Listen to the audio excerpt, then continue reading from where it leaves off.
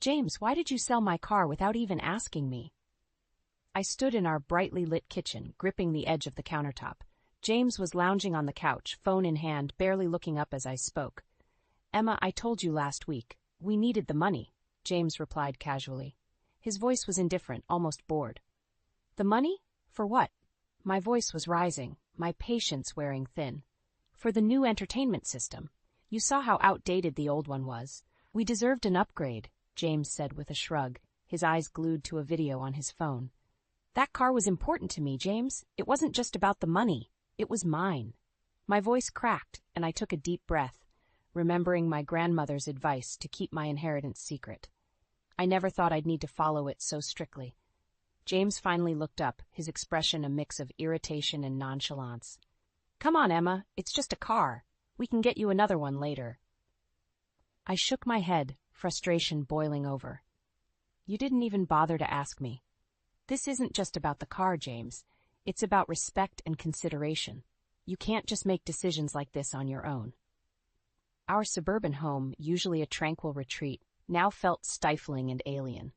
The neighborhood outside was quiet, with children playing in front yards and neighbors chatting over fences. To the outside world, we were just another happy couple in a tight-knit community. But inside, the cracks were growing deeper every day. James finally set his phone down and stood up, walking towards me. Emma, you're overreacting. It's not like we're broke. I'll buy you another car. End of discussion. His dismissive tone cut through me like a knife. I looked at him, searching for the man I'd married, the man who had once been attentive and kind. But all I saw was a stranger, someone who was slowly bleeding me dry of patience and trust. End of discussion? I repeated, incredulous. You can't just dictate how this goes, James. You've crossed a line, and you don't even see it. James's eyes narrowed. What's really going on here, Emma? You've been acting distant for months. Is there something you're not telling me? I took a step back, realization dawning. My grandmother's advice echoed in my mind. Now, more than ever, I understood why she had been so adamant. Protecting my inheritance wasn't about the money itself.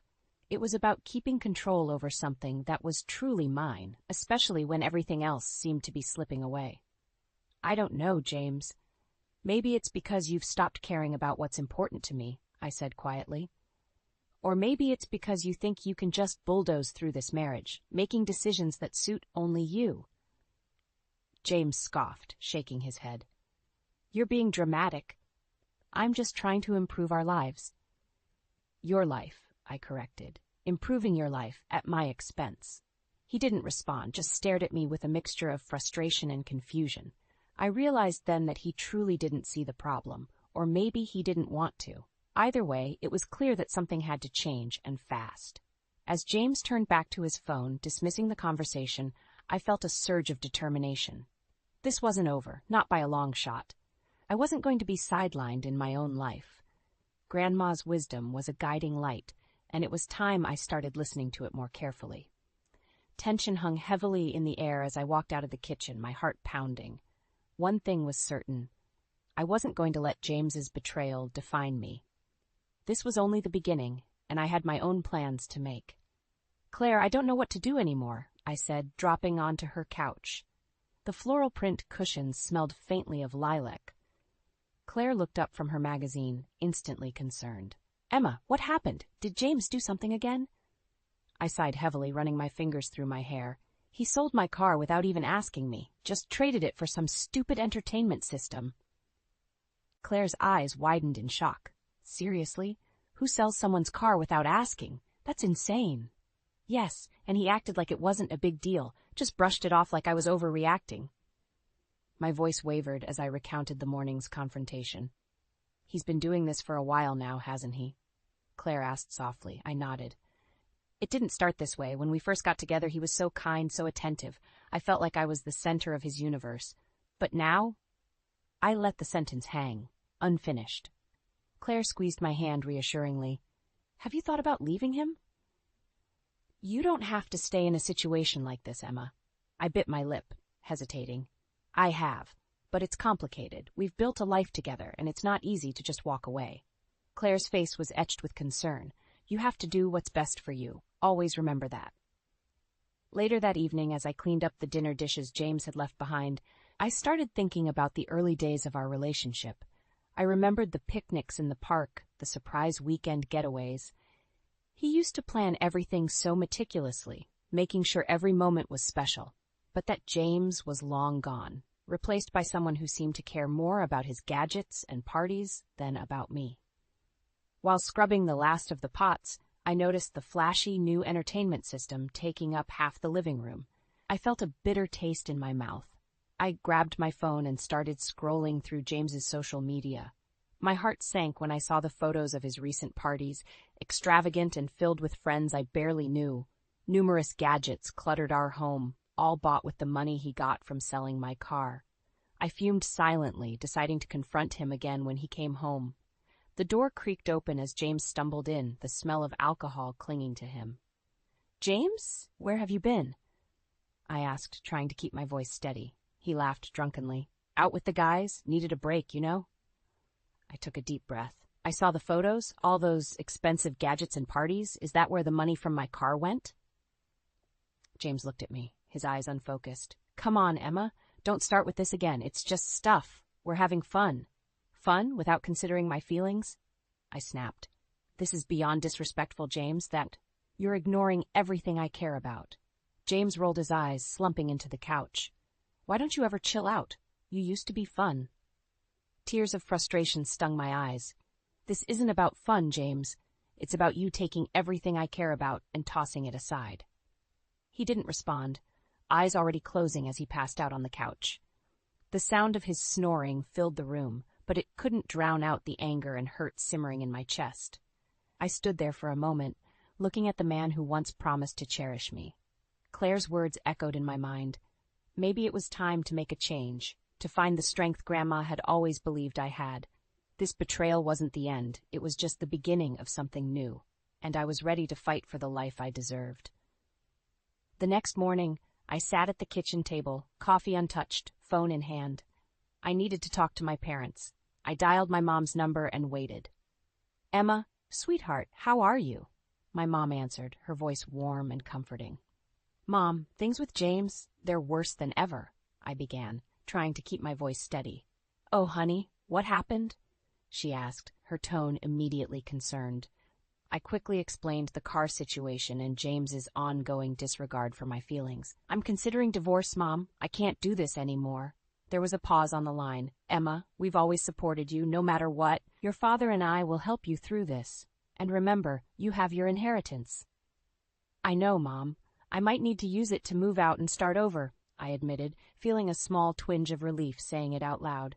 "We'll support you, darling. Do what you need to do," she assured me. As I ended the call, I felt a newfound sense of purpose. It was time to take action. I started drafting an email to a lawyer, seeking advice on the next steps for divorce and considering apartments in a nearby town. After a few hours, I felt more determined than ever. That evening, I kept my phone close, anticipating a reply from the lawyer. As I sat on the couch, James entered the room, eyes suspicious. "What have you been doing all day?" he asked, his tone accusatory. "Just sorting some things out," I replied, keeping my answers vague. James eyed my phone. "Who were you talking to earlier?" "Mom, I needed some advice," I said, avoiding his gaze. Before I knew it, James snatched my phone from my hand. "What the hell, James? Give it back!" I yelled, lunging after him. He scrolled through my messages, his face darkening. "Thinking about leaving me, huh?" His voice was laced with anger. "Give me my phone, James, now." My voice was firm, even though my heart was pounding. James's eyes flashed dangerously. "You think you can just run away with that little inheritance of yours? Everything should go to us, not just you. You've been hiding it all this time?" My mind raced. "I didn't have to tell you everything. That money was meant to give me security." "You're gonna use it to get away from me?" He spat, stepping closer. I stood my ground. "Yes, James, if that's what it takes. I'm done." He threw the phone on the couch, stepping back, but his expression was still livid. "You won't get far with that money. You owe me, Emma. We're in this together." "We were in this together, James. You're the one who turned it into something else," I said coldly. James stared at me, seething, before storming out of the room, slamming the door behind him. My hands were shaking, but I felt a rush of determination. This couldn't go on any longer. I had my plan. I was going to make it out of this mess one way or another. The email dinged, signaling a new message from the lawyer. I quickly opened it and read through the advice, solidifying my resolve. It was time to take the next step. I packed a small bag with essentials, calling Claire to give her a heads up. She answered on the first ring. "Claire, can I stay with you for a while? I'm leaving tonight." "Emma, of course. Come right over. We'll figure this out together," Claire said, her voice unwavering. Grabbing my bag, I took one last look around the house that had become more a prison than a home. Then I walked out the door and didn't look back. I arrived at Claire's house, still gripping the small suitcase. Claire opened the door before I could knock, pulling me into a tight hug. "You did the right thing, Emma," she whispered. "Thanks, Claire," I replied, stepping inside. We sat down in her living room, the warm ambiance a stark contrast to the cold tension I'd left behind. "So what's the plan?" Claire asked, handing me a cup of tea. "I contacted a lawyer. Tomorrow I'll start looking for a new place and a job. I need to be independent, both emotionally and financially," I explained, taking a sip. Claire nodded. "You know you can stay here as long as you need to. We've got this." The next morning, I woke up early, ready to tackle my to-do list. Claire drove me around town, helping me check out apartments. We found a cozy one-bedroom that felt just right. I put down a deposit and scheduled a move-in date. Later, I sat at Claire's kitchen table, laptop open, applying for jobs. The task was tedious but necessary. It wasn't long before emails and phone calls started coming in. By evening, I had lined up several interviews. As I celebrated these small victories with Claire, my phone rang. It was James. My heart raced, but I answered. "Emma, where are you?" he demanded, his tone aggressive. "That's none of your business," I said, trying to stay calm. "It is my business. We're married. You can't just walk out," he barked. "I had to. You left me no choice," I replied firmly. James scoffed. "You think you're brave now, hiding at Claire's? This is our problem, not hers. Tell me where you are." "I'm not hiding, and it's not just Claire's problem. I'm done being treated like I don't matter," I said, my voice steady. "You owe me, Emma. For the mortgage, the bills, everything. You think you can just run off with your inheritance and leave me to deal with everything?" His desperation was palpable. "This isn't about money, James. It's about respect, or your lack of it," I said, tears filling my eyes. "You'll regret this, Emma," he hissed before hanging up. I put the phone down, my hands shaking. Claire looked at me, concern etched on her face. "He won't stop, will he?" she said softly. "Not easily," I admitted, steeling myself. The next few days flew by in a blur of apartment preparations and job interviews. I felt stronger each day, my resolve hardening. One evening, while I was organizing my new apartment, my phone buzzed again. It was a message from James. "You're making a huge mistake. You'll come crawling back. They always do." I stared at the screen, feeling a mix of anger and sadness. I typed back quickly. "No, James, I'm done crawling. This is my life now." I hit send and blocked his number. Standing by the window, I watched the sun setting over my new neighborhood, feeling a sense of freedom. The next morning, I went to my first job interview. Walking into the office, I was greeted by a friendly receptionist who led me through the process. The interview went well, and I left feeling hopeful. Returning to my new apartment, I found Claire waiting with a bottle of wine and 2 glasses. "To new beginnings," she toasted, handing me a glass. "To new beginnings," I echoed, clinking glasses. As we sat and talked, I realized I was beginning to reclaim my life. Each step forward was a step away from James and his toxic influence. That night, as I lay in bed, I thought about all I'd left behind and everything that lay ahead. It wouldn't be easy, but I was ready. For the first time in a long time, I felt in control. A week later, I got the call offering me the job. I smiled, tears of joy streaming down my face. It was a sign that I was on the right path. I was building a new life, one step at a time, and it was a life where I mattered. The town's annual fair was in full swing.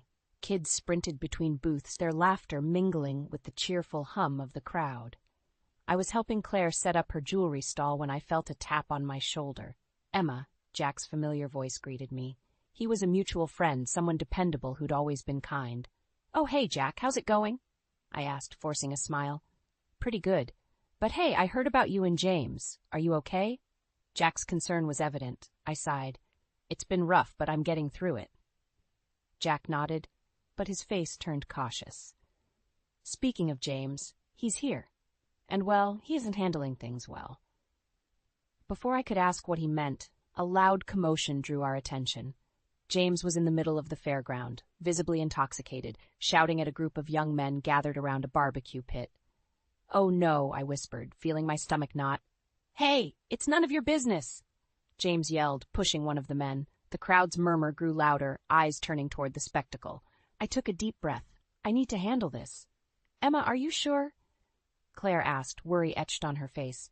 "I have to," I replied, squaring my shoulders and weaving through the crowd. As I approached, James spotted me and stumbled over. "Emma, there you are. Thought you could avoid me forever?" He slurred, his breath reeking of alcohol.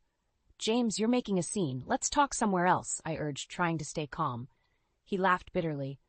"Why? So you can walk out again? You think you're so much better now?" "James, you're drunk. This isn't the place," I said firmly. "Everyone should know how you abandoned your husband," James shouted, his voice carrying over the crowd. I could feel the eyes of the townsfolk on us, the whispers spreading like wildfire. Anger and embarrassment churned inside me, but I wouldn't let him drag me back down. "James, we're done. You need to accept that," I said, my voice steady. "Now please, go home before you make this worse." "Worse? You think this can get worse?" His eyes were wild, unhinged. "You owe me, Emma. You can't just walk away without paying your dues." "I don't owe you anything, James. I'm done being your pawn," I replied, stepping back as he moved closer. A friend intervened, grabbing James by the arm. "Come on, man. Let's get you out of here." James struggled, but was eventually pulled away, his furious eyes locked on mine. "You're going to regret this, Emma." As he was dragged off, I exhaled a breath I didn't realize I was holding. Claire appeared by my side, her hand on my shoulder. "Are you okay?" she asked gently. "Yes, it had to be done," I said, my voice shaky but resolute. We continued setting up the stall, the mood around us slowly returning to normal. But I noticed several sympathetic looks from people who'd witnessed the altercation. Hours passed and the fair wore on, becoming a blur of faces and activities. That evening, after packing up, I drove to my new apartment. Walking in, I felt a mix of exhaustion and relief. I was finally free of James's constant manipulation, even if the road ahead was still uncertain. I spent the next few days settling in, gradually feeling the weight lift off my shoulders. One morning, I walked over to the mirror in my new bedroom and caught my reflection. There was a spark in my eyes, one that had been missing for a long time. This was my life, my space, and my chance to rebuild. The memory of James's public meltdown was still fresh, but it only fueled my resolve. I was moving forward, and nothing he did would pull me back. Stepping out into the crisp morning air, I felt a newfound sense of purpose. Today was just another step, and step by step I was reclaiming my future. One morning, a week after the fair, I was getting ready for my first day at the new job when my phone buzzed. It was a message from Jack. "Emma, can we meet up? There's something you need to know about James." My curiosity piqued. I agreed to meet him at the local coffee shop after work. The day passed quickly, filled with training and meeting new colleagues. By evening, I felt both exhausted and exhilarated. At the coffee shop, Jack was already waiting with 2 drinks. He waved me over, his expression serious. "Thanks for coming, Emma," he said, sliding one of the cups over to me. "No problem, Jack. What's going on?" I asked, taking a sip. Jack took a deep breath. "James lost his job, the company downsized, and he was let go." I blinked in surprise. "I didn't know that. He hasn't contacted me since the fair." "Yeah, he's not taking it well," Jack continued. "He's been telling people you left him at the worst possible time, trying to play the victim, but there's more." I leaned in, my heart racing. "What do you mean?" "He's planning something, Emma. He told a mutual friend he's going to try to win you back so he can get his hands on your inheritance." Anger flared inside me. "He really thinks he can manipulate me again?" Jack nodded. "He's desperate, Emma. You need to be careful." "Thanks for the warning, Jack. I'll stay vigilant," I said, my resolve hardening. As I walked back to my apartment, I couldn't shake the feeling of dread. James losing his job changed things, making him more unpredictable. I unlocked my apartment door and stepped inside, my mind racing. I needed to be prepared for whatever scheme he cooked up. The next few days were a whirlwind of work and settling into my new routine. One evening, as I was organizing my closet, there was a knock at the door. I hesitated, peering through the peephole. It was James. "Emma, open up. We need to talk," he called, his voice shaky. Taking a deep breath, I opened the door slightly, leaving the chain on. "What do you want, James?" He looked disheveled, clearly stressed. "Emma, I'm sorry for everything. I've lost my job. I need your help." "You need my help," I repeated, incredulous. "After everything you've done?" "Please, Emma, we can work this out. Think about what we had," he pleaded, trying to sound genuine. "What we had, James, is over. You made sure of that," I replied firmly. His demeanor shifted, his eyes flashing with anger. "You can't leave me like this. You owe me."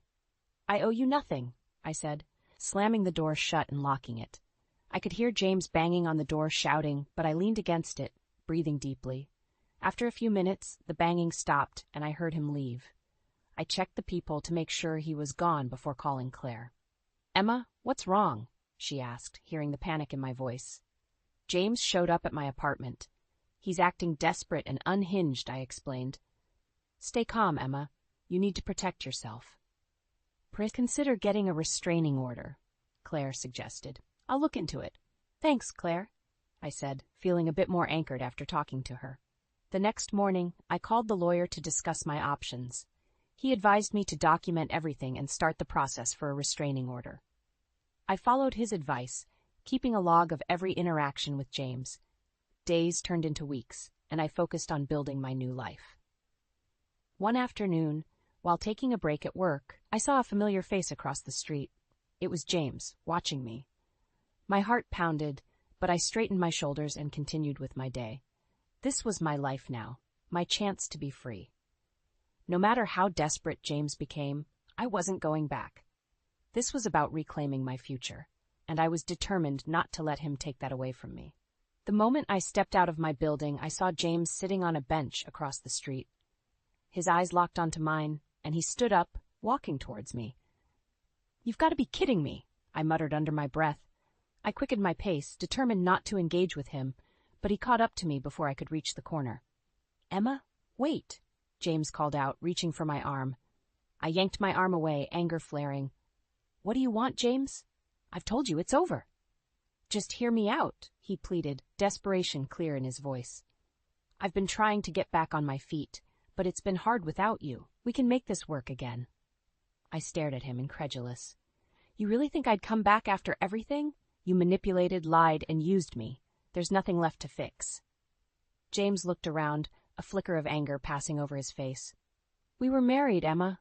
That means working through the tough times." "I did work through the tough times, James, alone, while you partied and spent money you didn't have," I shot back, feeling a rush of righteous indignation. A passerby slowed down, eyes widening at the commotion, but I stood my ground. The whole world might as well know what I've been through.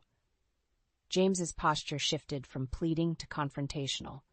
"You want people to think I'm the bad guy? You've been hiding money, living this new life while I'm struggling." "Living this new life isn't easy, but it's necessary," I said, trying to keep calm. "I need peace, James, something you can't seem to offer." His eyes darkened. "You think you're better than me now?" "No, James. I think I deserve better than how you treated me," I replied, turning to walk away. James grabbed my shoulder, spinning me around. "This isn't over, Emma. You're not getting rid of me that easily." "Get your hands off me," I yelled, drawing the attention of more bystanders. James's grip loosened, but the venom in his eyes remained. A tall man in a suit stepped forward. "Is everything all right here?" he asked, eyeing James warily. "Yes, thank you," I answered quickly. "I was just leaving." James glared at the man, but took a step back. "This isn't over," he repeated, his voice low and threatening. Ignoring his parting words, I hurried away, my heart pounding. This encounter couldn't scare me into submission. It only made me more resolute. Back at my apartment, I immediately called my lawyer. "James is stalking me. I need to escalate this. What are my options?" "We can file for a restraining order immediately," he replied. "Document today's incident in detail and we'll proceed." Hours later, while I completed the necessary paperwork, a sense of empowerment washed over me. Finally, action was being taken to protect my newfound peace. The next week passed without incident until I received a call from an unknown number. My heart sank when I heard his voice again. "Emma, you think a piece of paper will keep me away? You have no idea what I'm capable of," James hissed before the line went dead. Trembling with a mix of fear and fury, I called the police and reported the threat, adding it to the growing case against him. This pattern of intimidation and control would end here. A day later, Claire called me with surprising news. "Emma, people are talking. They know about James's behavior. He's losing friends and support left and right." "Good," I said, feeling a sense of vindication. "He's finally getting what he deserves." As I hung up, I felt an unexpected wave of relief. James's grip on my life was weakening. The community was seeing his true colors, just as I had. I stood by the window, looking out at the bustling evening street below.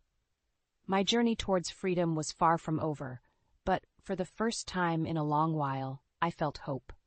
James's fall from grace had begun, and I was reclaiming my future one step at a time. Weeks had passed, and life was slowly returning to a semblance of normal. I was flourishing at my new job, finding satisfaction in the work and camaraderie with my colleagues. Evenings were filled with laughter and support from Claire, who had become my rock. One afternoon I was engrossed in crafting a presentation when my phone buzzed. It was from Jack. "Hey, Emma, are you free to meet for coffee later? Something you should know." My curiosity piqued, I agreed. We met at the little cafe by my office. Jack was already there, looking concerned. "Emma, thanks for meeting me," he greeted, gesturing to the seat across from him. "No problem, Jack. What's going on?" I asked, sitting down. "It's about James. He's not doing well. He's been trying to get people to turn against you, but it's backfiring. People see him for what he is now," Jack explained. Relief washed over me. Good, he needs to face the consequences. But there's more. James got into some trouble with the law. Drunk driving. He's lost even more support, Jack continued. I nodded, feeling a mixture of satisfaction and pity. "Thanks for telling me, Jack. I needed to hear that." After our coffee, I decided to take a walk through the park. The cool breeze and the rustling of leaves felt liberating. It was here I bumped into James, looking disheveled and defeated. He didn't see me at first, but when he did, his eyes darkened. "Well, look who it is," he said, his voice dripping with bitterness. "James, please. I don't want any trouble," I replied, keeping my distance. "You've ruined everything for me, Emma. You and your lies," he spat, his face contorting with anger. "Lies, James? The only person who ruined your life is you. Your actions have consequences," I retorted. He took a shaky step closer. "Consequences? I've lost everything. My respect, friends, all because of you." I stood my ground. "No, James, it's because of your choices. I simply refuse to be your victim anymore." His expression wavered, a flicker of desperation in his eyes. "You think you're free of me? This isn't over." Before he could say anything more, 2 police officers approached. "Mr. Miller?" one of them asked. James turned, his bravado melting away. "Yes?" "You're under arrest for violating the restraining order. You were warned to stay away from Ms. Miller," the officer said, pulling out handcuffs. James's face turned pale. "Emma, you can stop this. Tell them it's a mistake," he pleaded, panic in his voice. I shook my head. "No, James, this ends now." The officers led him away, and I stood there, feeling a strange mix of relief and sadness. It was truly over. Returning to my apartment that evening, I found a letter in the mail. Opening it, I discovered I had been approved for a higher position at work, a promotion. It felt like the universe was giving me a sign that I was on the right path. I called Claire to share the good news, and she was ecstatic. We celebrated with a small dinner at my place, toasting to new beginnings and the end of a dark chapter. That night, I took a moment to reflect on my journey. From the betrayal that shattered my world to the steps I took to rebuild it. I had found strength I didn't know I possessed and had reclaimed my life piece by piece. Walking through the bustling streets the next day, I felt lighter. The weight of past traumas was lifting, replaced by a sense of empowerment and hope. I deserved this new life. A life where my worth was not dictated by someone else's whims. As I turned a corner, I caught a glimpse of someone familiar. James, disheveled and on the edge, standing outside a convenience store, clearly struggling. Our eyes briefly met, but there was no connection left. I walked on, a silent resolve in my heart. James's downfall was complete. My future, bright and full of possibilities, was just beginning. and I was ready to embrace it, one step at a time. You think you can buy love, Vivian? All you know is how to write checks. Ember's words cut deep as she smirks at me, her hand possessively clutching my husband Ashton's arm. Ashton deserves a woman who appreciates his talent, not some workaholic hag. I stare at my husband in disbelief. Surely he'll defend me, tell Ember she's out of line. But instead he pulls her closer, his eyes cold as they meet mine. I want a divorce, Vivian, and I'm keeping the restaurant. It's the least you owe me for wasting my youth. His words slice through me like a knife. This can't be happening. I think back to when we first met. Me, a rising corporate lawyer, him, a charming bartender at the swanky lounge I frequented after long days at the firm. He had dreams of becoming a chef, and I believed in him. I paid for his culinary school, poured my savings into launching his restaurant. And this is how he repays me? Ember's victorious grin ignites a fury within me. They want to play dirty? Fine. Game on. They have no idea who they're messing with. I'm Vivian Sinclair, and I never lose. 5 years ago, things were so different. Ashton and I were deeply in love, or so I thought. We'd spend hours talking about his dreams of opening a world-class restaurant. You make the money, I'll make the magic, he'd say with a wink. And like a fool, I believed him. I worked tirelessly, climbing the corporate ladder to afford the life we dreamed of together. The long hours paid off when I made junior partner. To celebrate, I surprised Ashton with a check, enough to cover his culinary school tuition and then some. He swept me into his arms, peppering my face with kisses. "You're my angel investor," he murmured. "I'll make you so proud." And he did, graduating top of his class. Buoyed by his success, I took out a business loan and signed a lease on a prime location downtown. Ashton's Bistro was born, and my husband was the toast of the town. Critics raved, reservations were booked months in advance. I beamed with pride at every accolade. But somewhere along the way, things changed. Late nights at the firm meant missed dinners, forgotten anniversaries. "You're never here, Vivian," Ashton would complain. "I feel like I'm married to your job." So I scaled back at work, started taking cooking classes at the restaurant to spend more time with him. That's where I met Ember, a lively young food blogger with a magnetic personality. She was everything I wasn't, carefree, fun, passionate about food. We bonded over Ashton's culinary genius, and I was grateful to have a new friend. How naive I was. The signs were all there, I just didn't want to see them. The hushed phone calls, the late nights at the restaurant. "Oh, Vivian, you're just being paranoid," Ashton would assure me. Ember is a business contact, nothing more. Nothing more, indeed. The image of them tangled in our bed, clothes strewn across the floor, is seared into my brain. And now they have the audacity to ambush me in my own home, demanding I hand over everything I've worked for. They think they've won, but the game is just beginning. I'll show them what happens when you cross Vivian Sinclair. My dear husband and his mistress picked the wrong woman to mess with. They'll rue the day they betrayed me. I straighten my spine, a cold smile spreading across my lips as I stare them down. "Enjoy your little victory," I say, my voice dripping with venom. "It won't last long. I'll destroy you both, even if it's the last thing I do." The betrayal stings like a fresh wound as I throw myself into work, desperate to ignore the growing distance between Ashton and me. Late nights at the office become my refuge, a place to bury the pain and pretend everything's fine. But deep down, I know it's not. Ember's constant presence at the restaurant doesn't help. She's always there, flitting around Ashton, laughing at his jokes, touching his arm. It makes me sick to see how close they've become. One evening, I decide to surprise Ashton with a romantic dinner at home. I slave over a gourmet meal, light candles, put on a slinky dress, but when he walks in, he barely notices. "What's all this?" he asks, his tone more annoyed than appreciative. "I thought we could have a nice night in," I say, forcing a smile. "Just the two of us," he shrugs. "I'm beat, Viv. It's been a long day at the restaurant. Ember and I were experimenting with some new recipes and lost track of time." There it is again. Ember. Always Ember. I bite back a retort and try to salvage the evening. "Well, I made your favorite, truffle risotto with seared scallops. Come, sit down and relax." But the meal is tense, the conversation stilted. Ashton picks at his food, his mind clearly elsewhere. I want to scream, to demand he pay attention to me, but I don't. I just sip my wine and pretend everything's perfect.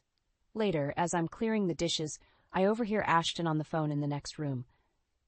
"I can't do this anymore," he's saying, his voice low. "I feel trapped, unappreciated. She doesn't understand me like you do." My heart clenches. He's talking to her. I know it. Part of me wants to confront him, but I'm afraid of what he'll say, afraid of losing him. Instead, I bury myself in work, taking on more cases, logging longer hours. My best friend Nadia grows concerned. "You need to do something, Viv," but she urges over lunch one day. "Hire a private investigator. Find out the truth. You can't keep living like this." But I brush off her suggestion. "It's just a rough patch," I insist. "Every marriage has them. We'll get through it." Even as I say the words, I know I'm lying to myself. The cracks are widening, the foundation crumbling. And then one night, I find a text from Ember on Ashton's phone. "I can't wait to taste your new creation," it reads, followed by a winking emoji. My blood boils. I confront Ashton, waving the phone in his face. "What the hell is this?" I demand. He snatches the phone from my hand, his face twisting in anger. "It's business, Vivian. God, you're so paranoid. Ember's helping me develop new menu items. That's it." "Don't lie to me," I hiss. "I see how you two are together. The secret glances, the inside jokes. You're sleeping with her, aren't you?" Ashton scoffs. "You're delusional. Maybe if you spent more time being a wife and less time being a lawyer, you wouldn't have these crazy ideas." His words are like a slap. I recoil, tears stinging my eyes. "I've given you everything, Ashton, my love, my support, my money, and this is how you repay me?" He just shakes his head. "I'm done with this conversation. I'm going to the restaurant to clear my head. Don't wait up." As the door slams behind him, I crumple to the floor, sobbing. How did we get here? What happened to the man I married, the love we shared? I know I can't keep living in denial. Nadia's right. I need answers. With shaking hands, I dial the number of a well-known private investigator. It's time to face the truth, no matter how painful it may be. If Ashton thinks he can betray me and walk away unscathed, he's got another thing coming. I'll find out exactly what he's been up to with Ember. And when I do, there will be hell to pay. The private investigator's report confirms my worst fears. Grainy photos of Ashton and Ember, caught in intimate embraces, secret rendezvous at her apartment. The evidence is undeniable. My husband is having an affair. I confront him that evening, slamming the photos down on the kitchen counter. "Care to explain these?" I ask, my voice trembling with rage. Ashton barely glances at the pictures. "Where did you get those? Have you been spying on me?" "Don't try to turn this around on me," I snap. "You're the one screwing your little food blogger behind my back." He has the audacity to roll his eyes. "It's not what you think, Vivian. Ember and I, we have a connection. She understands my passion for food, my dreams. She supports me in ways you never have." "Supports you?" I laugh bitterly. "I'm the one who paid for your culinary school, bankrolled your precious restaurant. I've supported you every step of the way." "With money, sure, but emotionally? You're never there, Viv. Always working, always too busy for me. Ember makes me feel alive, appreciated." His words cut deep, but I refuse to let him see how much he's hurting me. "If you're so unhappy, why stay with me? Why not just ask for a divorce?" Ashton smirks. "And give up the cushy life you provide? The fancy apartment, the expensive toys? I'm not stupid, Vivian. I know a good thing when I have it." Rage boils inside me. "So you thought you could have your cake and eat it too? Keep me around to foot the bills while you screw your mistress on the side?" "It's not like that," he insists, but I can see the lie in his eyes. "Get out," I hiss. "Get out of my house, my life. I never want to see you again." Ashton shrugs. "Fine, but don't think you're getting rid of me that easily. I have just as much right to the restaurant, to everything we've built together, and I'll fight you for it." He storms out, slamming the door behind him. I sink to the floor, hot tears streaming down my face. How could I have been so blind, so stupid? I trusted him, loved him, and all along he was betraying me. Nadia comes over that night, a bottle of wine in hand. "I'm so sorry, Viv," she says, hugging me tight. "I knew something was off with Ashton, but I never imagined." "He's been cheating on me with Ember," I choke out. "He wants a divorce, says he's entitled to half of everything, the restaurant, our assets, all of it." Nadia's eyes flash with anger. "Like hell he is. We'll make him pay for what he's done to you, Viv. He doesn't deserve a cent." I nod, wiping away my tears. "You're right. It's time to stop crying and start fighting. Ashton wants to play dirty? Well, two can play at that game." The next morning, I march into my lawyer's office, the investigator's report clutched in my hand. I want to file for divorce, I tell him, and I want you to find any dirt you can on my husband, dig into his finances, his business dealings. I have a feeling he's hiding something. My lawyer nods. Consider it done. We'll make sure you come out on top, Vivian. He won't know what hit him. As I leave the office, a sense of cold determination settles over me. Ashton thinks he can destroy me, but he's underestimated the woman he married. I built him up from nothing, and now I'll tear him down just as easily. He and Ember want a war? They've got one. And I never lose a fight. They'll both pay for their betrayal, one way or another. I'll make sure of it. The divorce proceedings are ugly, a bitter battle of he said, she said. Ashton paints me as a cold, unloving workaholic, while I expose his infidelity and financial improprieties. My lawyer uncovers evidence of Ashton's embezzlement from the restaurant, funneling money into a secret account to fund his lavish gifts for Ember. Armed with this information, we negotiate a favorable settlement. Ashton walks away with nothing. No stake in the restaurant, no alimony, just the clothes on his back and his precious mistress by his side. But my victory is short-lived. Ashton and Ember launch a smear campaign against me, trashing my reputation to anyone who will listen.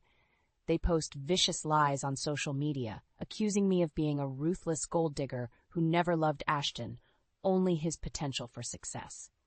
Their words sting, but I hold my head high. I know the truth, and so do those closest to me. Nadia stands firmly by my side, a fierce ally in the face of their cruelty. At the restaurant, I waste no time cleaning house. I fire Ashton and Ember on the spot, relishing the shock and outrage on their faces as I have security escort them from the premises. You can't do this, Ashton sputters. This is my restaurant, my dream. Not anymore, I say coldly. You lost the right to call it yours the moment you betrayed me. Now get out of my sight before I have you both arrested for trespassing. Ember hurls obscenities at me as they're dragged away, but I don't flinch. Let them spew their venom. They're powerless now, nothing more than a footnote in my life. With Ashton and Ember gone, I pour my energy into revamping the restaurant. I hire a talented new head chef, update the menu, and rebrand the entire concept. Ashton's Bistro becomes Vivian's, a chic and modern eatery that quickly gains buzz among the city's foodies. The grand reopening is a smash success, with lines out the door and glowing reviews from critics. As I mingle with the guests, accepting their congratulations and well wishes, I feel a sense of pride and vindication. I built this place, made it thrive, and I did it all without Ashton. But my triumph is tempered by whispers of Ashton and Ember's latest antics. They've been blacklisted from every reputable restaurant in town, reduced to working in seedy dives and fast food joints. Part of me feels a twinge of pity, but I quickly push it aside. They brought this on themselves with their lies and betrayal. Months pass, and Vivian's goes from strength to strength. We expand to a second location, then a third. I become a fixture on the city's culinary scene, sought after for interviews and partnerships. And then one day I spot a familiar face in the crowd at a food festival. Ashton, looking haggard and defeated, Ember clinging to his arm like a lifeline. They catch my eye, and I see the flash of anger and resentment in their gazes. Well, well, Ember sneers. If it isn't the great Vivian Sinclair, lording her success over the little people. You ruined our lives, Ashton spits. Are you happy now? Is this what you wanted? I regard them coolly. You ruined your own lives, I say. I just stopped letting you ruin mine. They lunge at me then, hurling insults and accusations, but security quickly intervenes. As they're dragged away screaming and cursing my name, I feel a weight lift from my shoulders. I'm free of them, I realize. Free of their toxicity, their lies, their manipulation. I've built a new life for myself, one filled with success and purpose, and they have no power over me anymore. Let them wallow in their misery, their bitterness. I'm done being dragged down by their darkness. I have a bright future ahead of me, and I intend to make the most of every moment. I walk away from the festival with my head held high, ready to embrace whatever challenges and triumphs lie ahead. I am Vivian Sinclair, and I am unbreakable. The success of Vivian's is a balm to my battered soul. As the restaurant thrives, expanding to new locations across the city, I throw myself into my work with renewed passion. It's a welcome distraction from the pain of Ashton's betrayal, a way to channel my anger into something productive. But even as I bask in the glow of my achievements, I can't shake the desire for revenge. I want Ashton and Ember to suffer, to feel the same humiliation and despair they inflicted on me. My opportunity arrives in the form of a high-profile food festival where Vivian's has been invited to showcase our signature dishes. As I'm prepping my team for the event, I overhear a startling conversation between two of my sous chefs. "Did you hear about Ashton Sinclair?" one of them whispers. "Apparently, he and that blogger chick have been blacklisted from every decent restaurant in the city. No one will hire them after the stunt they pulled with Vivian." "Serves them right," the other chef scoffs. "I heard they're barely scraping by, working dead-end jobs and living in some dump of an apartment." A thrill of vindication runs through me. So the mighty have fallen. Ashton and Ember, once the darlings of the culinary scene, now reduced scraping the bottom of the barrel. But it's not enough. I want to see their downfall for myself, to revel in their misery. And what better place to do it than at the food festival, where the cream of the crop will be gathered to celebrate the city's finest cuisine. I make some discreet inquiries and discover that Ashton and Ember have indeed hit rock bottom. They're working as lowly prep cooks at a seedy diner, barely making ends meet. The image of them toiling away in a greasy kitchen, their dreams of culinary stardom shattered, fills me with a perverse sense of satisfaction. On the day of the festival, I arrive early to oversee the setup of the Vivian's booth. As I'm arranging our artfully plated creations, I catch a glimpse of a familiar face in the crowd. Ashton, looking haggard and defeated, Ember clinging to his arm like a desperate barnacle. Our eyes meet, and I see the flash of recognition, followed by pure, unadulterated loathing. They make a beeline for me, pushing through the throng of festival-goers with single-minded determination. "Well, well, well," Ember sneers as they approach.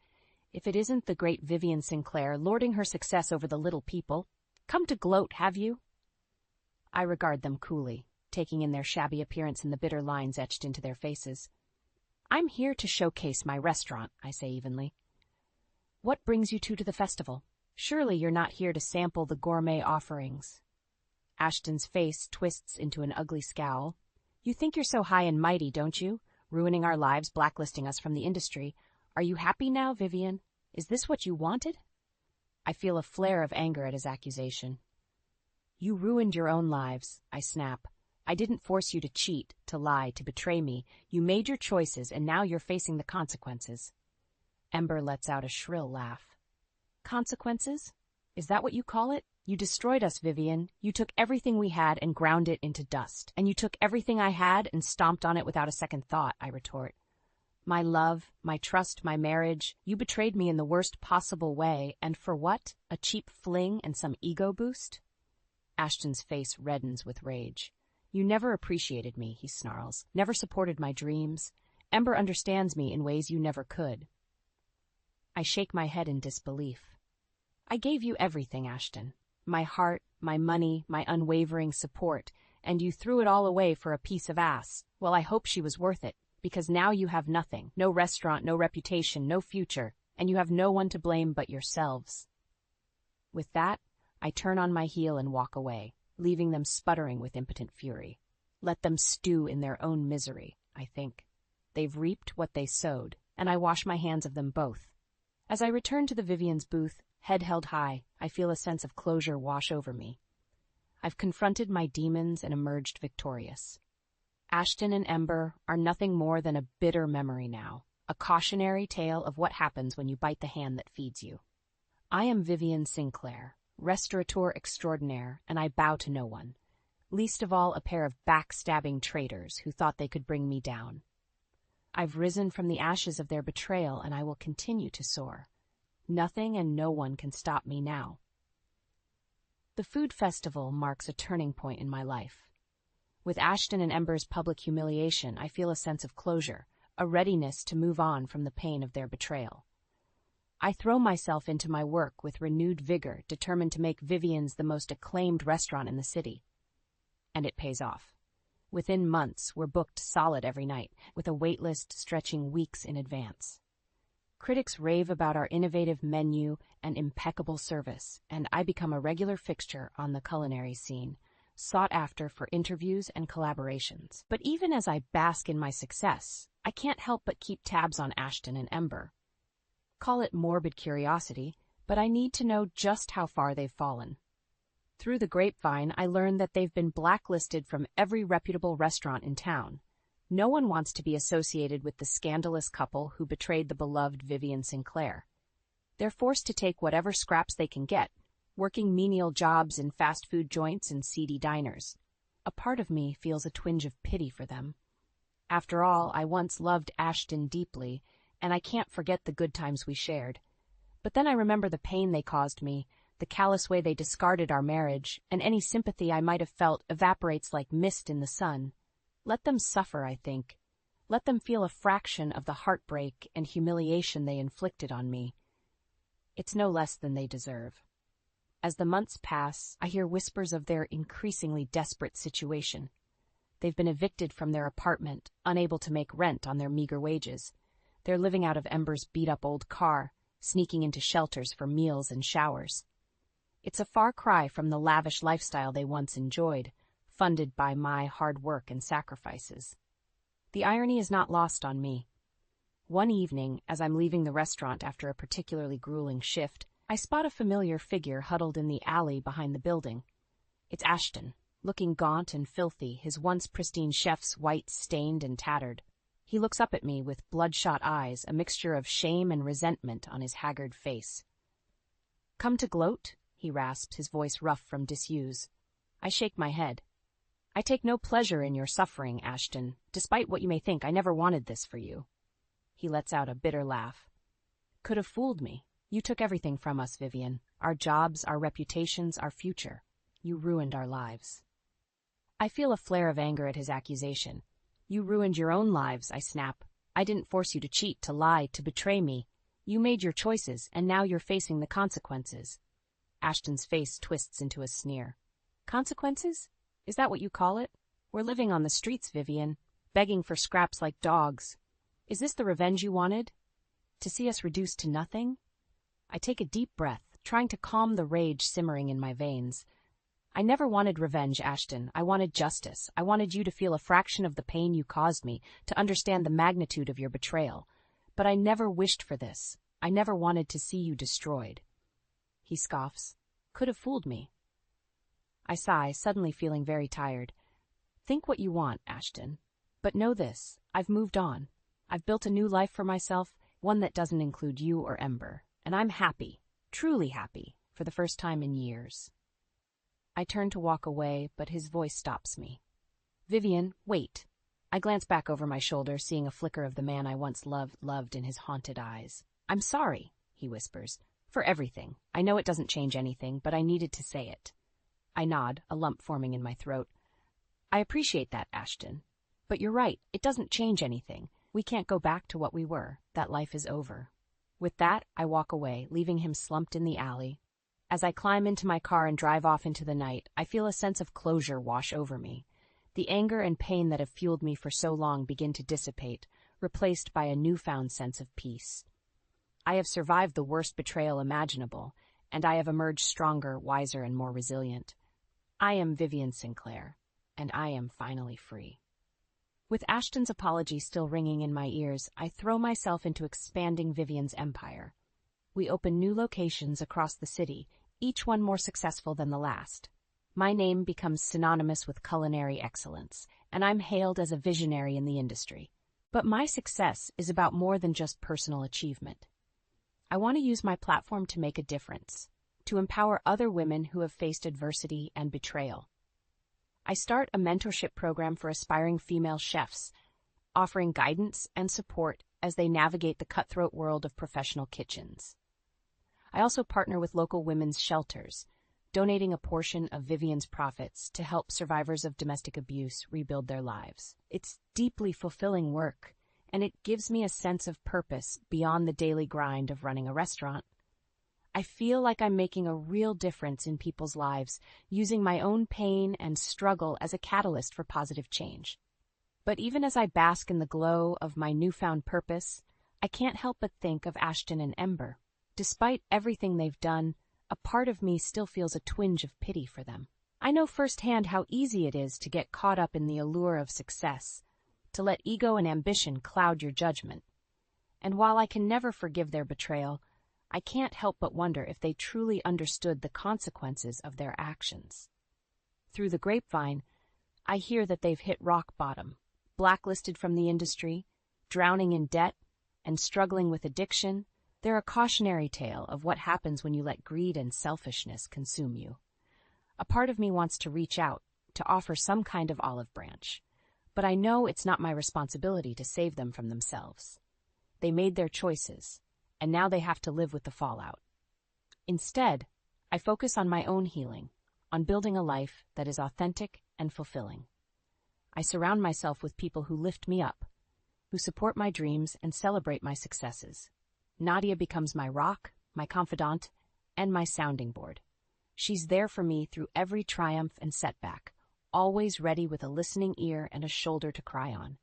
Together, we host lavish charity events at Vivian's, raising money and awareness for causes close to our hearts. I speak openly about my own experiences, hoping to inspire others to find strength in the face of adversity. And slowly but surely, I feel the wounds of Ashton's betrayal begin to heal. The pain and anger that once consumed me fade into the background, replaced by a sense of peace and purpose. I know I'll never forget what he did, but I refuse to let it define me. I am more than the sum of my scars, more than the product of someone else's cruelty. I am Vivian Sinclair, a survivor, a fighter, and a force to be reckoned with. And I will spend the rest of my life using my voice and my platform to lift up others, to create a world where no one has to suffer in silence. As I stand on the balcony of my penthouse apartment, looking out over the twinkling lights of the city, I feel a sense of gratitude wash over me. I have lost much, but I have gained so much more. I have found my purpose, my passion, and my power. And I know that no matter what challenges lie ahead, I have the strength and resilience to overcome them. Let Ashton and Ember wallow in their misery, their regret. I have moved on, focused on building a life that is rich in love, purpose, and meaning. I am Vivian Sinclair, and I am unstoppable. I used to think our greatest trials were behind us, but it turns out they were just beginning. My name is Helena, and at 62 years old, I thought I had seen it all. I've been a nurse for over 30 years, caring for others through their most vulnerable moments. Little did I know, my own life was to be turned upside down. Mom. I don't know how you do it, Martha said, shaking her head in admiration. Working those long shifts at the hospital and still coming home to a clean house and a hot meal. Dad's been such a rock, taking care of everything on the home front. I smiled warmly at my daughter, feeling a surge of gratitude for my husband, Roy. After retiring from his engineering job a few years ago, he had insisted on managing our household so I could focus on my nursing career. Your father has been a godsend, I agreed. I'm not sure I could have kept up this pace without his support. Little did I know, those words would soon come back to haunt me. Later that evening, as I was getting ready for bed, my phone pinged with a notification from our bank. Unusual activity on our account. Frowning, I opened the app, fully expecting it to be a false alarm or a simple mistake. Roy handled all our finances these days, so I hadn't really paid close attention to the statements in quite some time. But as I scrolled through the transactions, my heart began to race. Luxury hotel bookings, expensive restaurant charges, lavish purchases from high-end boutiques, all on dates when Roy claimed to be out volunteering or running errands. Suddenly, his frequent absences from home took on a more sinister hue. At first, I tried to rationalize it. Maybe he was just treating himself after years of hard work and sacrifice. But the dates, the amounts, the patterns, it all pointed to something more insidious. A sickening realization began to take root. My husband, the man I had trusted implicitly for over 40 years, might be betraying me in the cruelest way imaginable. I sat on the edge of our bed, clutching my phone, as a kaleidoscope of emotions swirled within me.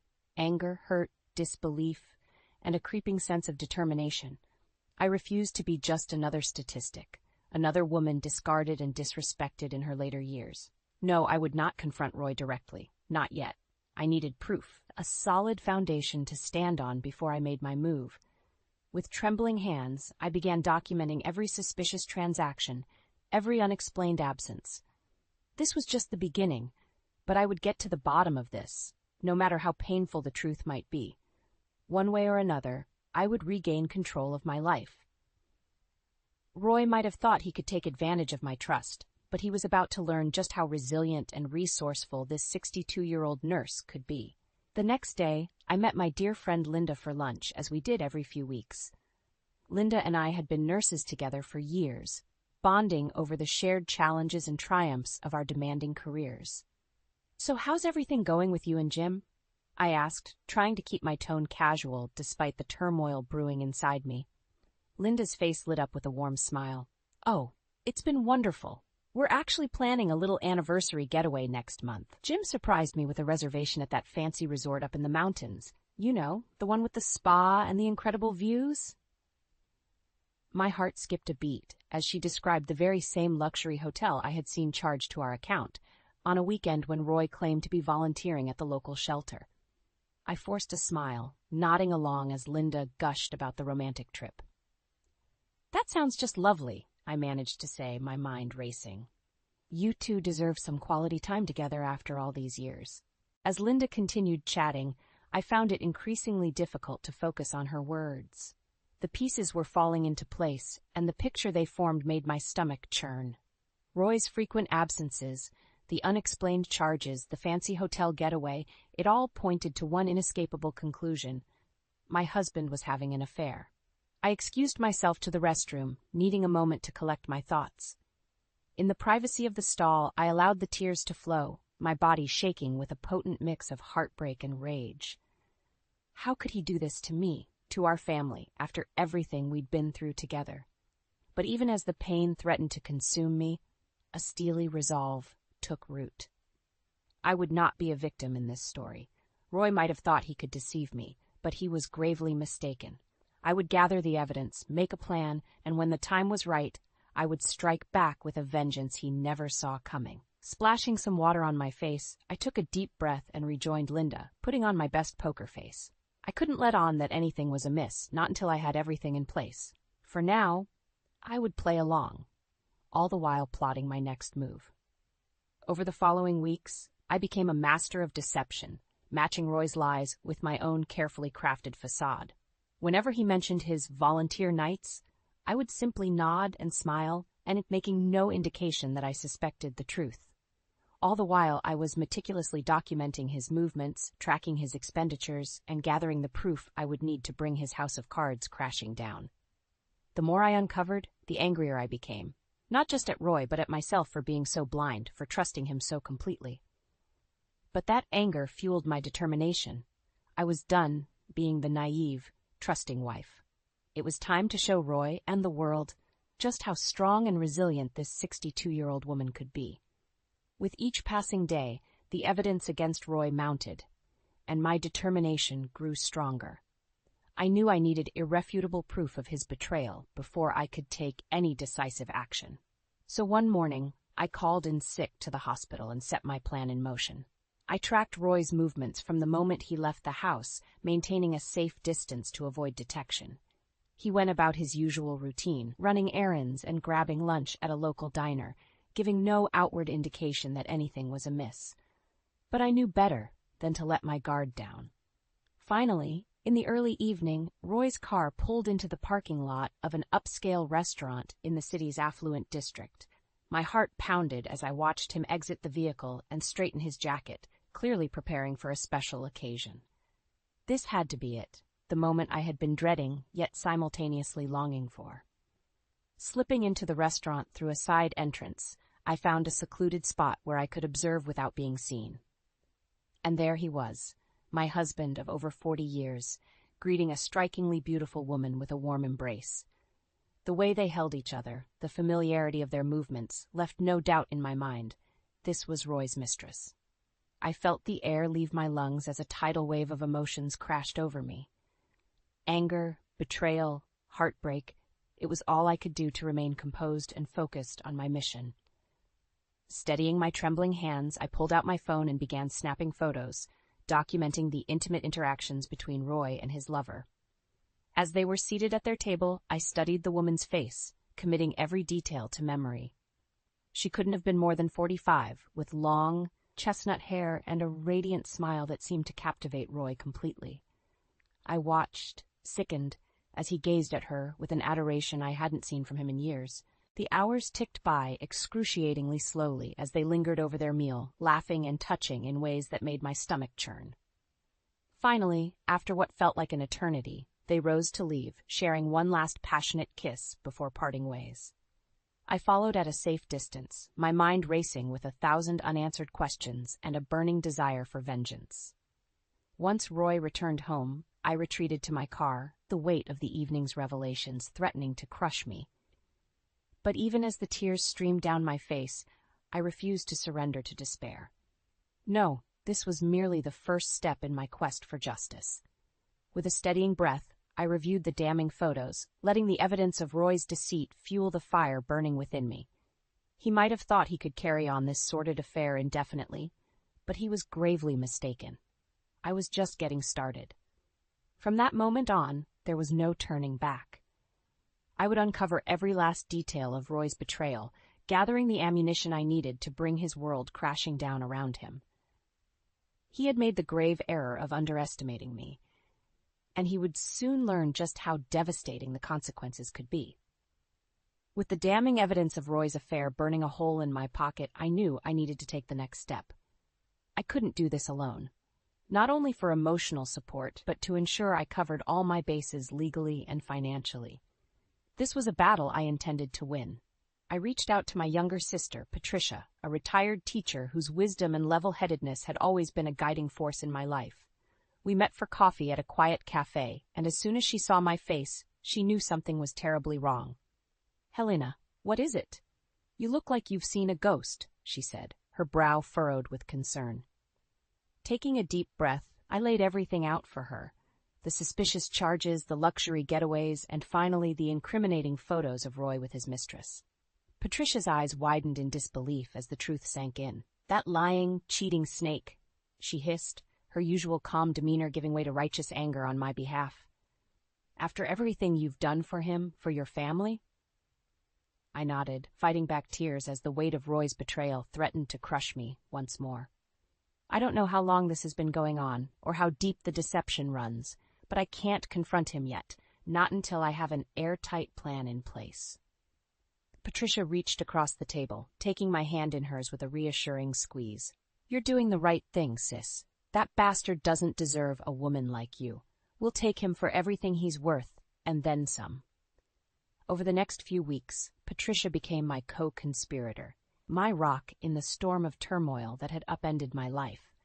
Together, we strategized, considering every possible angle and outcome. We knew there would be fallout, both emotionally and financially, but our primary concern was protecting my career and ensuring Martha's life wasn't disrupted more than necessary. With Patricia's guidance, I began meticulously documenting every shred of evidence against Roy, from bank statements to phone records. I also reached out to an old friend, Caroline, whose savvy business acumen and extensive connections would prove invaluable in the battles to come. "Don't worry, Helena," Caroline assured me during one of our clandestine meetings. "We'll make sure you get everything you're entitled to, and then some. Roy won't know what hit him." As the pieces fell into place, I felt a sense of empowerment slowly replacing the despair that had threatened to consume me. Roy might have thought he could discard me like yesterday's trash, but he was sorely mistaken.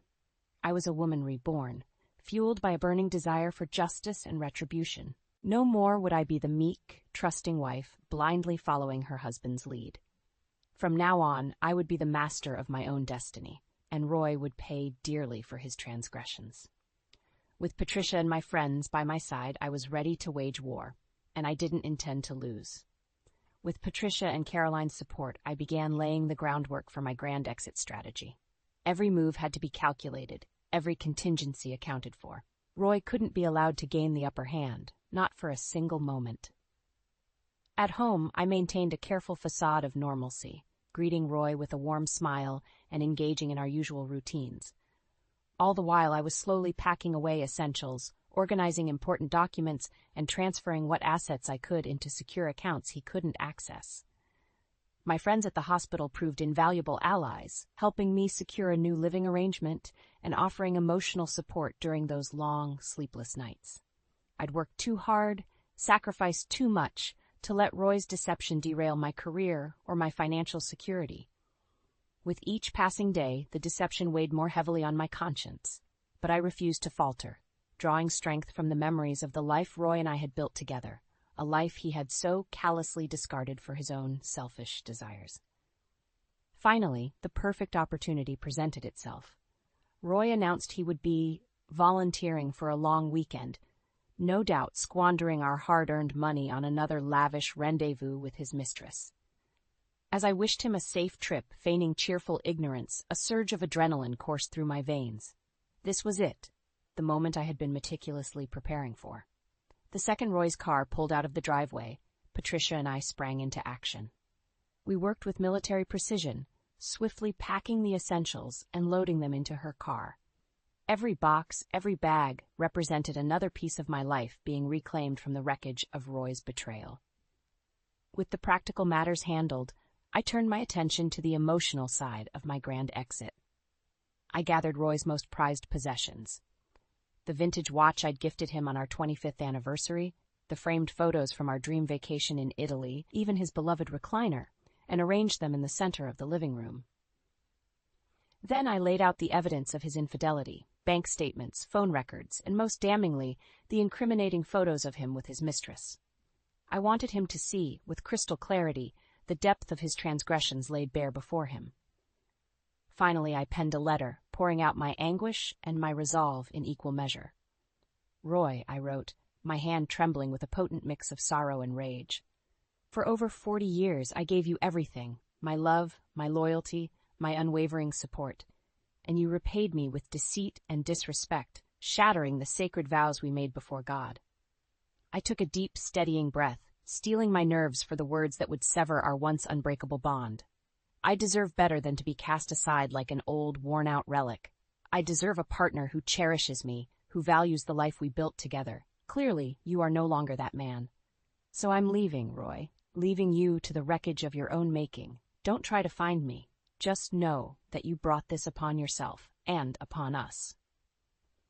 With those parting words, I sealed the letter, placing it atop the stack of evidence like a damning verdict. My message was clear. The jig was up, and there would be no second chances. Hand in hand with Patricia, I took one last look around the home that had once represented my hopes and dreams. Then, with my head held high and my spirit fortified by an unshakable resolve, I walked out the door, slamming it shut on that chapter of my life once and for all. The calm before the storm had passed. Now the real battle was about to begin. The day had finally arrived, the day I would sever ties with Roy and reclaim my life once and for all. As he prepared to leave for his supposed volunteer weekend, I fought to maintain my composure, greeting him with a warm smile that betrayed none of the turmoil churning within me. "Have a great trip," I said, pressing a tender kiss to his cheek. "I'll miss you, but I know how important this work is to you." Roy beamed, completely oblivious to the fact that his world was about to come crashing down around him. "I'll be back before you know it, dear. Love you." With those parting words, he was gone, driving off to pursue his sordid affair while I put the final phases of my plan into motion. The second his car disappeared from sight, Patricia arrived, her face set in a determined expression that matched my own resolve.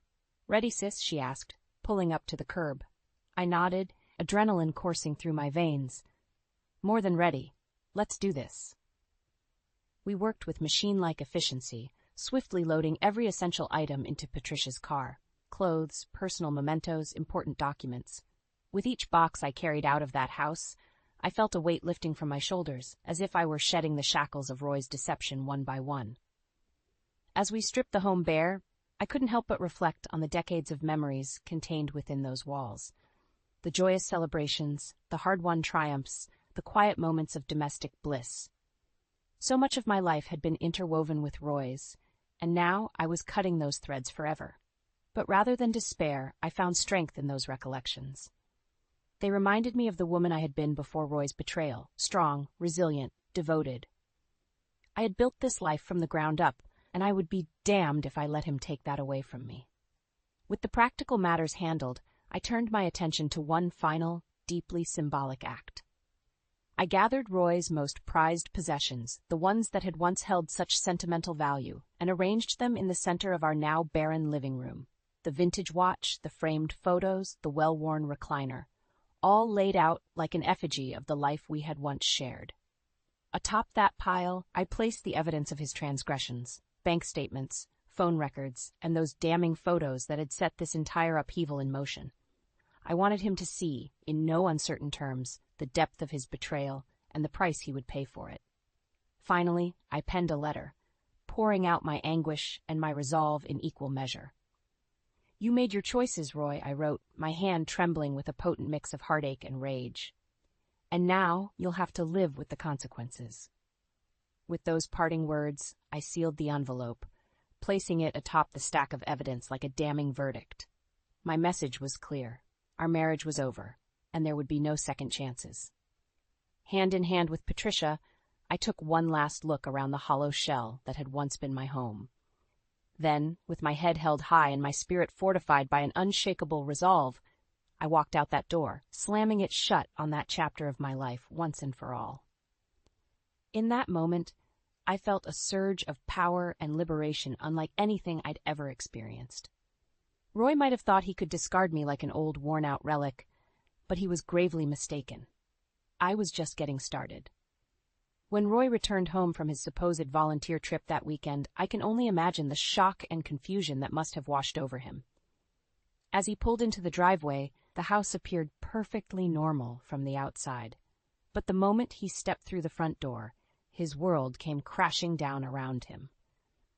The home we had shared for decades was stripped bare, every trace of my existence carefully removed. In the center of the barren living room lay a tableau that must have chilled him to the bone, his most prized possessions arranged like an effigy, topped with the damning evidence of his infidelity. Bank statements, phone records, and those incriminating photos of him and his mistress, Lisa, stared back at him like a lurid accusation. And there, atop the pile, was my letter, a final, devastating proclamation that our marriage was over for good. I can only imagine the panic that must have seized him in those first few moments, the desperate confusion as he tried to make sense of the situation. His frantic calls to my phone went unanswered, of course, only adding to his growing desperation. Perhaps he thought I would eventually come to my senses, that this was all some elaborate misunderstanding that could be smoothed over with pretty words and empty promises. But as the hours ticked by and the reality of my absence sank in, the true weight of my actions must have hit him like a ton of bricks. Not only had I left him, but I had done so with a meticulous strategic precision that left him utterly powerless. The realization that I had been quietly gathering evidence and making preparations right under his nose, well, that had to sting in a way few betrayals could. In his desperation, I'm sure Roy reached out to Lisa, the woman for whom he had so callously discarded our marriage, but she, too, had faced the fallout of my carefully orchestrated revenge. With the evidence of their affair laid bare, her own life had been thrown into turmoil, thus leaving Roy well and truly alone to contend with the consequences of his actions.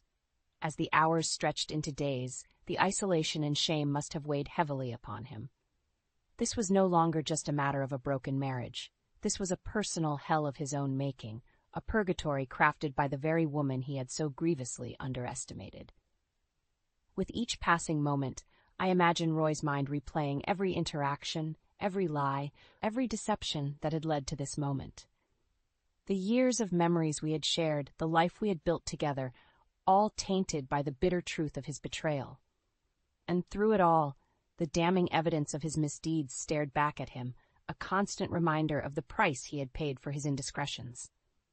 My letter, that final proclamation of freedom and resolve, must have felt like a dagger to his heart, twisting with every rereading. "You made your choices, Roy," I had written, my words carrying the weight of a life's worth of pain and disappointment. "And now you'll have to live with the consequences." For a man who had once held such power and control, the utter helplessness of his situation must have been a bitter pill to swallow. He had gambled everything on his ability to deceive me, and in the end, he had lost it all: his marriage, his dignity, and any semblance of the life he had once known. As for me, well, I had emerged from the ashes of our broken union like a phoenix reborn, stronger and more resilient than ever before.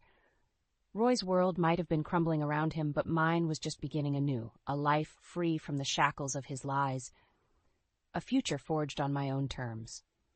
And if he thought this was the end, that I would simply fade away into obscurity, well, he was about to learn just how mistaken he truly was.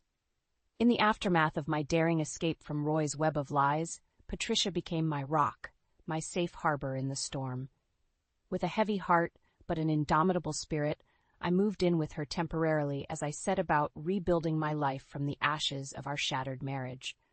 Those first few nights, as the weight of everything I had endured came crashing down around me, Patricia and I would stay up late into the evening, sharing stories and shedding tears of both sorrow and relief. She had been my co-conspirator, my partner in crime, and now she was my shoulder to lean on as I navigated this new, uncertain path. "I'm so proud of you, sis," she would say, squeezing my hand reassuringly. "Roy never deserved a woman as strong and resilient as you." Her words, though simple, carried a profound weight, reminding me of the unbreakable bond we shared as sisters, a bond that had seen us through countless trials and tribulations over the years. We might have been separated by a few years in age, but in that moment, we were united as true equals, warriors who had stared down adversity and emerged victorious. As the days turned to weeks, Patricia and I began the process of finding me a new home, a sanctuary where I could start fresh, free from the ghosts of Roy's betrayal.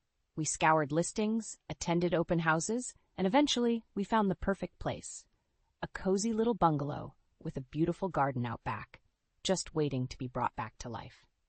Moving into that new space, I felt a profound sense of rebirth wash over me. These walls held no echoes of the past, no lingering memories of the life I had once shared with Roy. This was my clean slate, my chance to redefine myself on my own terms. Slowly but surely, I began settling into a new routine, balancing my work at the hospital with the task of turning my house into a home. With each personal touch I added, each cherished memento I unpacked, I felt a little more of the weight lifting from my shoulders. My friends from work rallied around me, offering support and understanding in a way only those who had witnessed my turmoil could. They celebrated my newfound freedom, marveling at the strength it must have taken to orchestrate such a daring escape. And then there was Martha. My beautiful, resilient daughter had been kept largely in the dark about the true depths of Roy's deception, but when she learned the truth, she didn't hesitate to throw her support behind me wholeheartedly. "Mom, I'm just so sorry you had to go through all that," she said, tears shining in her eyes as we embraced. "But I'm in awe of your courage and your strength. You're an inspiration." Her words, spoken with such pure admiration and love, were like a soothing balm on the still raw wounds of my heart. In that moment, I realized that while Roy might have shattered our family's foundation, the bonds that truly mattered, the ones between mother and daughter, sister and sister, remained unbroken, fortified by a love and respect that transcended any one person's actions. As the weeks turned to months, I found myself settling into a new normal, one defined not by the shackles of Roy's betrayal, but by the empowering freedom of choosing my own path. Each morning I would wake up in my little bungalow, surrounded by the reminders of the life I had so bravely claimed for myself, and I would feel a surge of pride and contentment. This was my life now, a life forged in the fires of heartbreak and deception, but ultimately tempered into something stronger, more resilient, and more authentically mine than ever before. Roy might have thought he could break me, but in the end, he had only succeeded in unlocking a wellspring of inner strength I never knew I possessed. And as I looked ahead to the future, I did so with a renewed sense of purpose and a profound gratitude for the incredible network of women who had rallied around me. My sister, my daughter, my friends. Their love and support had been the light that guided me through my darkest days, and it was that same light that would continue to illuminate my path forward, come what may. "Where's the ATM card?" "Let me handle it," Sam said to me as I battled cancer and endured a hospital stay. His triumphant smirk hinted at sinister intentions. Now that he possessed the ATM card, I informed him, "Just so you know, there's $500,000 in there. Handle it well." I trusted him, not just as my husband, but also as part of my carefully laid plan. I disclosed the ATM card's location, aware of the risks but determined to turn the tables. When I returned home, hoping to retrieve some belongings, I found a divorce application on the table, confirming my suspicions. The ATM card was gone, the operation successful. To anyone else, it might have seemed like a hopeless situation, but for me, it was just the beginning of my revenge. I'm Emma, a housewife in my 40s. Initially, Sam and I had a problem-free marriage, but it all soured due to Sam's true nature, a deception that started 2 months into our marriage. He masqueraded as a kind, caring husband but revealed his belief that a wife must always prioritize her husband, underpinning his terrible personality. Sam constantly subjected me to harsh words, believing a wife should be subordinate. "You should always listen to what your husband says," was his mantra. Failure to fulfill his whims would prompt cruel remarks like, "Aren't you capable of listening to your husband? You're a failure as a wife." His demands extended to household chores, insisting on washing his clothes separately and having his room cleaned first, no matter how unreasonable. Even meals were subject to his unpredictable moods. "A wife's job is to serve what her husband wants to eat," he'd say, rejecting even his favorite dishes if they didn't suit his fancy. It was unreasonable. Yes, I am Sam's wife, but that doesn't make me omniscient or capable of reading his mind. If he didn't want to eat something because he wasn't in the mood, he could have simply told me beforehand what he wanted, but Sam never did that, making it increasingly difficult to cater to his whims. I was honestly fed up with his childlike tantrums. It became unbearable, yet I knew I couldn't ignore his demands completely because each mistake I made worsened the atmosphere at home and further deteriorated our relationship. Living under such forced conditions was taking its toll. While doing household chores, I lost consciousness, collapsing with a loud noise that alerted a concerned neighbor. They contacted the building manager, who found me and called an ambulance. Taken to the hospital and regaining consciousness, I was immediately admitted for tests. My wishful thinking, hoping they wouldn't find anything wrong, was shattered when I was diagnosed with cancer. Whether it was caused by stress or not, I experienced severe dizziness that left me unable to stand. A nurse had to support me as I sat down. Suddenly, the doctor advised me to contact family members. I tried reaching out to my parents' home, but my mother had passed away a few years ago, and my father needed care, living with my brother and his wife 3 hours away by plane. It was impossible for them to come quickly. I called Sam but only reached his voicemail, leaving a message. I realized he had turned off notifications for messages from me, likely meaning he wouldn't notice it promptly. I could have gone to retrieve my belongings myself, but the doctor advised against it, so I reluctantly gave up on that idea. Hours later, Sam finally contacted me with a brief message, "I'll come to the hospital tomorrow. Wait for me." His message lacked any concern for my condition, leaving me uncertain if he would even bring my necessities. His indifference felt like a heavy burden. Earlier, I had explicitly asked Sam to bring my belongings that day. I urgently needed a change of clothes and toiletries left at home. Despite my repeated messages, there was no response. After hours of distress, Sam finally read my messages and bluntly replied, "Shut up and be quiet." Considering my urgent need due to being hospitalized for cancer, his response was shockingly disappointing. Honestly, I hadn't expected much from Sam to begin with. True to form, he didn't show up at the hospital that day. I tried to be realistic, but a part of me couldn't let go of hope, making my first day in the hospital even more difficult. The nurses sympathized with me, which only added to my emotional pain. The next day, around noon, just as promised, Sam showed up casually. He remarked, "You look healthier than I thought." I expected you to be more frail. His comment infuriated me. Just put down the bags and leave, I said angrily. Tossing his head, Sam responded, "What bags?" My frustration boiled over. Wasn't he supposed to bring my things? Unable to contain my anger, I glared at him. "What's that look for?" he snapped back, clearly annoyed. His unreasonable behavior pushed me to my limit, but I tried to stay calm. "Then why are you here?" "If you didn't bring my things, there's no point," I said. "I had another errand," Sam replied in a confused tone to my angry question. "Another errand? What is it?" I pressed impatiently, exhausted from anxiety and sleep deprivation. Sam hesitated, as if debating whether to say something. "If you have something to say it now," I urged him. Finally, with a laugh, Sam revealed his true intention. "Where's the ATM card? Let me manage it. Trust me." His request suddenly made sense. He had come to take control of the ATM card, aiming to seize our savings for his own use. His self-centeredness, even in this situation, left me sighing deeply. Yet Sam appeared unfazed, smiling as if nothing else mattered. Unable to tolerate his behavior any longer, I decided to act. "There's $500,000. Please take care of it," I told him firmly.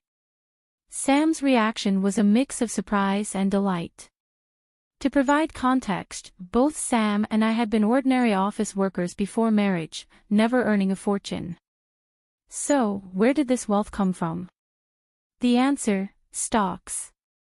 I had started investing after becoming a housewife, following a friend's suggestion, while managing household responsibilities.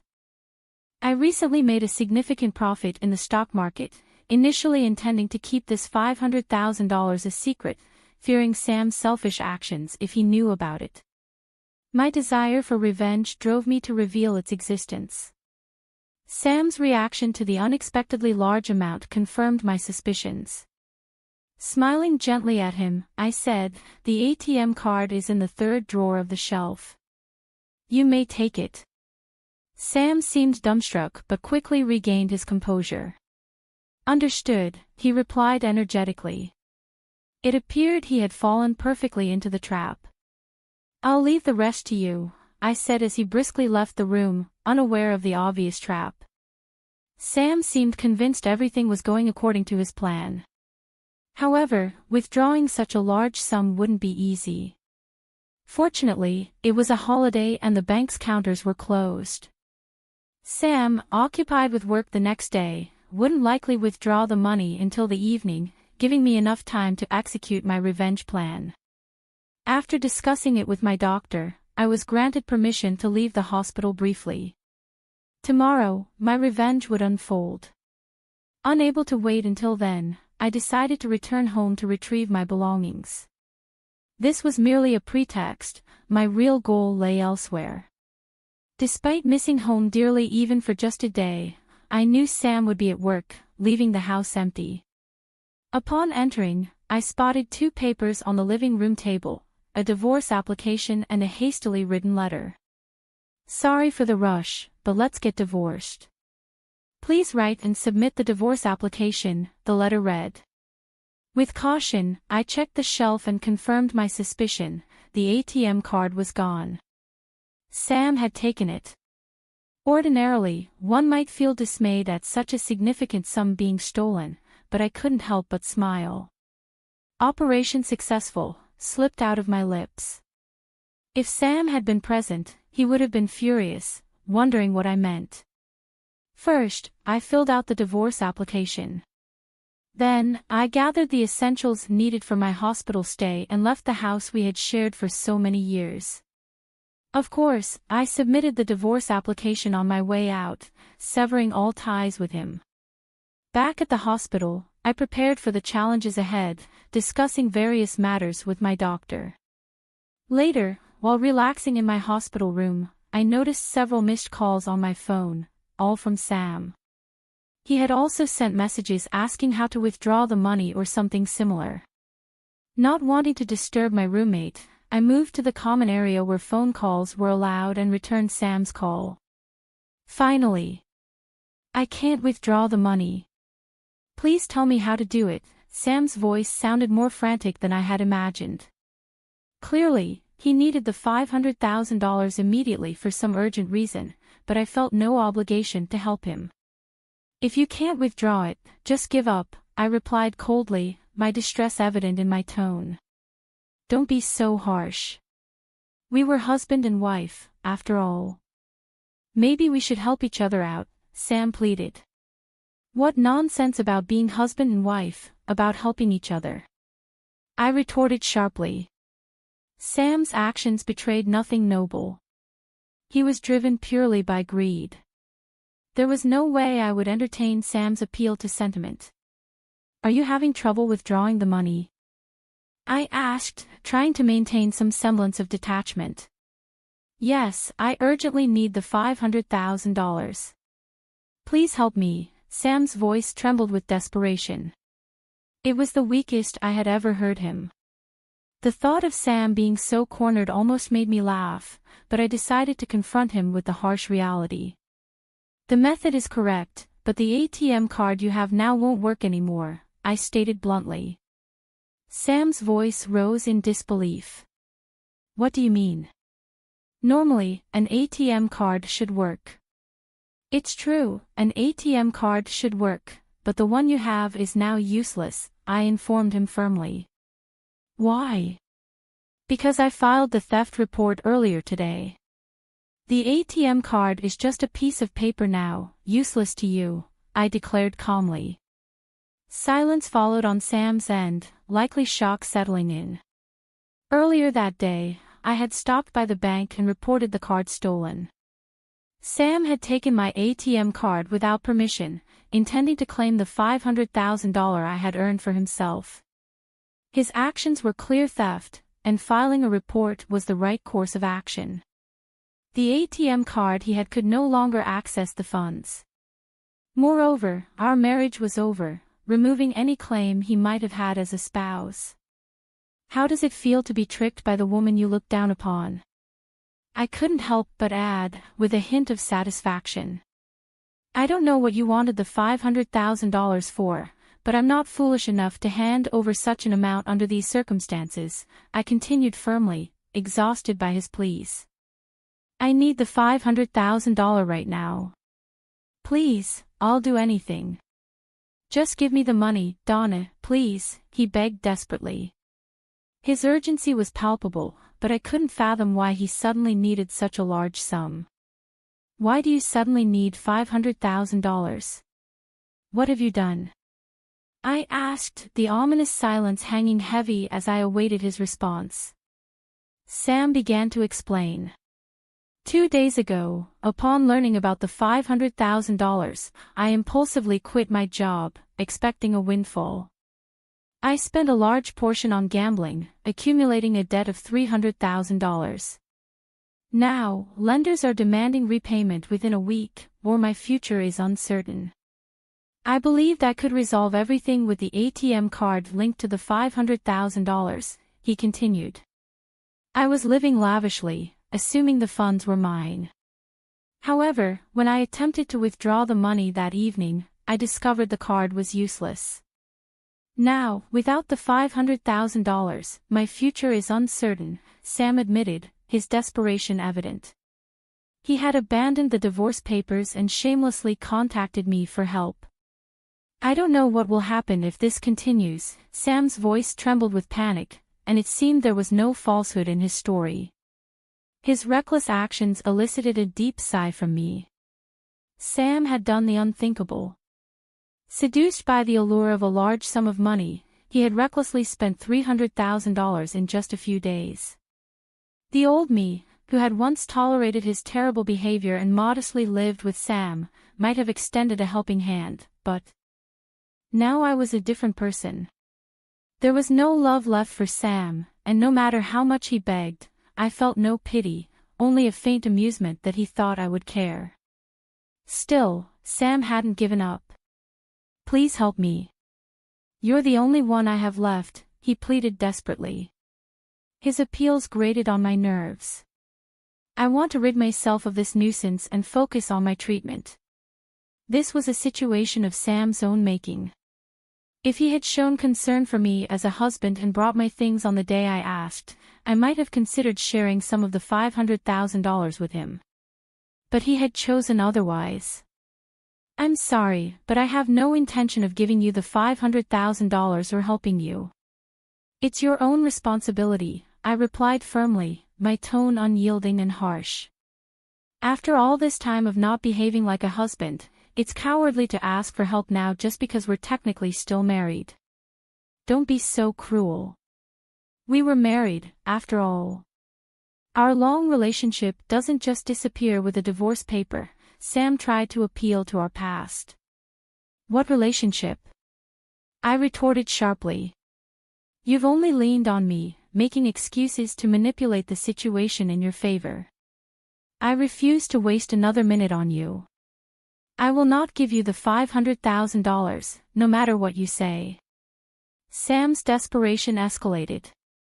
Please, Emma, I'm begging you. You're the only one I can turn to. If you abandon me, I don't know what will happen to me. Sam's tone implied blame directed at me for his predicament, but it was Sam's reckless spending that had brought him to this point. If only he hadn't splurged so carelessly, he wouldn't be facing such a dire future. If you hadn't cut me off, thinking you had access to money, none of this would have happened. Stop making excuses. You're facing the consequences of your own actions. Handle it yourself, I told him firmly before ending the call. Ignoring several subsequent calls from Sam, I blocked his contact to ensure no further communication. With the divorce papers filed and submitted, Sam and I were officially strangers. Embracing my newfound freedom, I focused on battling cancer, which, after a long struggle, I finally overcame. Upon discharge from the hospital, I learned from a friend that Sam's whereabouts had become unknown. Desperate after losing contact with me, he had tried to borrow money from his in-laws and friends. However, his urgent requests for $300,000 raised suspicions, and no one lent him a penny. Sam's fate remained a mystery to me, but it was clear he was enduring more suffering than he could have imagined. A sense of deep satisfaction washed over me. Post-cancer, I moved out of the house I had shared with Sam, found a new home, and began working from home, relishing my independence. Thankfully, my finances were secure. Occasionally asked by friends if I would find new love, memories of my tumultuous life with Sam discouraged any thoughts of remarriage. I preferred the freedom of living alone.